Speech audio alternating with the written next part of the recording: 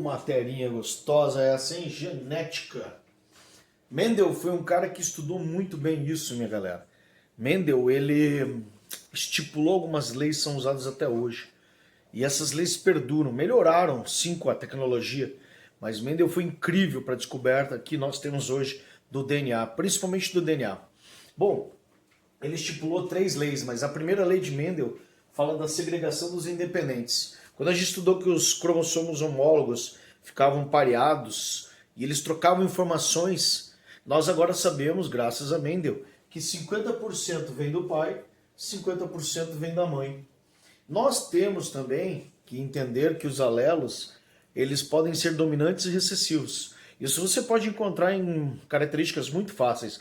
Por exemplo, existem mais olhos escuros do que claros. Então os escuros são dominantes. Se você pesquisar também, vai ter mais cabelo escuros do que claros. Então eles são dominantes. Aquele que aparece menos não é doente, não é nada disso. É chamado de recessivo. Então nós temos o dominante e o recessivo.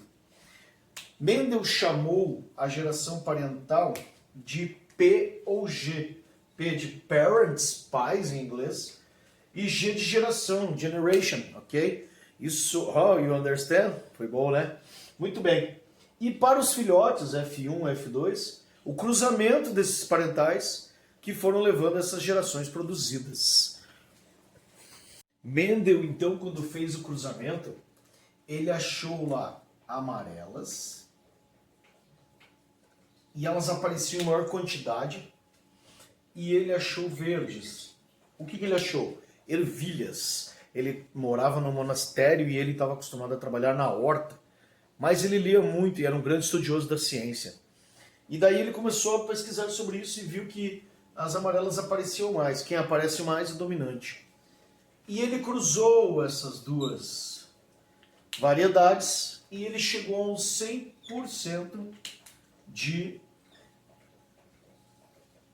amarelas, 100% amarelas. Mas elas já não eram amarelas como antes, ó. Ele chamou de G, ou parents, né, geração, e F1.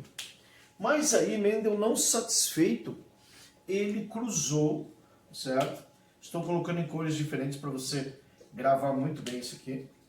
Ele cruzou essa F1, né? Pegou uma F1 e cruzou, nós chamamos isso de autocruzamento. E aí nós temos um produto notável aqui, ó, certo? Vzão com Vzão, Vzão, Vzão. Vzão com Vzinho, Vzão, Vzinho. Vzinho com Vzão, Vzão, Vzinho. E Vzinho com Vzinho, ele achou Vzinho, Vzinho. Reparem que houve uma proporção aqui nessa primeira lei. Ele achou 3 dominantes. Apesar de aparecer um excessivo, ele achou 75% de dominantes. E ele achou aqui também 25% de recessivos.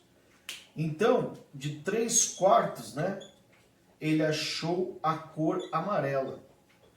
E de 1/4, ele achou a cor verde. E ele promulgava aí a primeira lei de Newton, da segregação dos independentes. Para nós entendermos melhor essa parte, nós temos que gravar 2 coisas aqui. Gametas iguais que tem na segregação dos independentes, gametas de cromossomos homólogos iguais, alelos iguais, nós chamamos de homozigotos. Zigotos iguais. O que veio do pai e o que veio da mãe é igual. E nós temos o heterozigoto. Na segregação dos independentes, 50% então não veio igual, ele veio diferente, né? Um dominante e um recessivo. Nós chamamos isso de heterozigoto. Para isso, Mendel se utilizou de um quadro chamado quadro de Punnett, para ele não errar, tá? Então você pode utilizar no quadro de Punnett, é um nome francês, né? Esse cara foi muito importante para a genética também, aonde Mendel fez isso aqui, ó. Para o pai da F1 ele achou azão, azinho. E para a mãe ele achou também azão, azinho. O que ele fez? Ele fez um produto notável. Ele multiplicou todo mundo por todo mundo. E as proporções que ele achou, olha só que legal. Então aqui está o pai, aqui está a mãe. Azão com azão, azão, azão. Azão com azinho, azão, azinho. Azão com azinho, azão, azinho. E azinho com azinho. Então reparem, foi a mesma coisa que a gente fez antes, mas agora dentro do quadro de Punnett. Então, nós temos aqui amarelo, amarelo, amarelo e verde.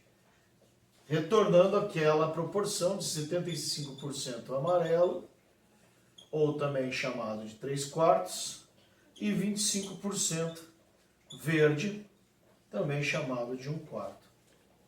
Quando a gente vê 3/4 de dominante, seja ele assim ou assim, nós chamamos de genótipo. É aquilo que está no gene. E quando vemos amarelo ou verde, nós chamamos isso de fenótipo, que é o genótipo mais o ambiente influenciando nele para mostrar o que aquele cara, o que aquele ser, o que aquele indivíduo é. Mendel não testou isso só com ervilhas. Aliás, ele testou tudo que havia na planta das ervilhas e outros animais. Mas ele testou isso com várias coisas. Por exemplo, um bem clássico na lei mendeliana é o albinismo, né? O homem normal, por exemplo, pigmento normal, homem ou mulher, pigmento normal é o dominante e o albinismo ele é recessivo, né? Quando ele fez o cruzamento, ele fez esse teste e viu que era assim. Vou dar um exemplo aqui bem legal, né? Um homem normal para o pigmento, então, só que ele é filho de uma mãe albina, então quer dizer que ele pode estar carregando um recessivo aí, casou-se com uma mulher albina. Então esse é um segredo para esse exercício, ó. Provavelmente o homem, ele é assim, ó. Eu disse provavelmente, viu que legal? Porque é genética, nós estamos lidando com uma probabilidade. Por exemplo, a mãe dele era albina e ele não nasceu, então o pai provavelmente jogou um azão. E a mãe era albina, ela só podia jogar azinho. Percebeu? Então ele casa-se com uma mulher que só pode ser azinho, tá bom? Se você está com dúvida, faça aquele chuveirinho no quadro de Punnett, tá? Faça o produto notável, né? E daí você vai reparar que para ser albinismo só pode ser azinho, e isso vai dar uma probabilidade de 25%. Aqui você vai fazer a mesma chuveirada, ok? Azão com azinho, azão, azinho, azão com azão, azinho, azão, azinho. Aqui, azinho com azinho, azinho, azinho. E azinho com azinho, azinho, azinho. E aí ele faz a pergunta assim, qual a probabilidade de um filho ser albino? E aqui você tem 2/4 para indivíduo normal e aqui 2/4 para indivíduo albino. Então minha chance de ter um filho albino, nesse caso aqui, é de 50% segundo a lei mendeliana. Outra situação também são os olhos escuros e os claros. E agora vem mais uma interpretação aqui para você que é muito legal você perceber no enunciado. Uma coisa boa de genética, presta muita atenção. O enunciado de genética raramente ele te deixa na mão. Se você souber interpretá-lo, como diz as professoras de português, literatura e redação, você tem já meia resposta, você já tem 50% de chance de acertá-lo, ok? Muito bem. Uma mulher heterozigota, ó. Opa! Casa-se com um homem de olhos escuros, mas ele também é heterozigoto.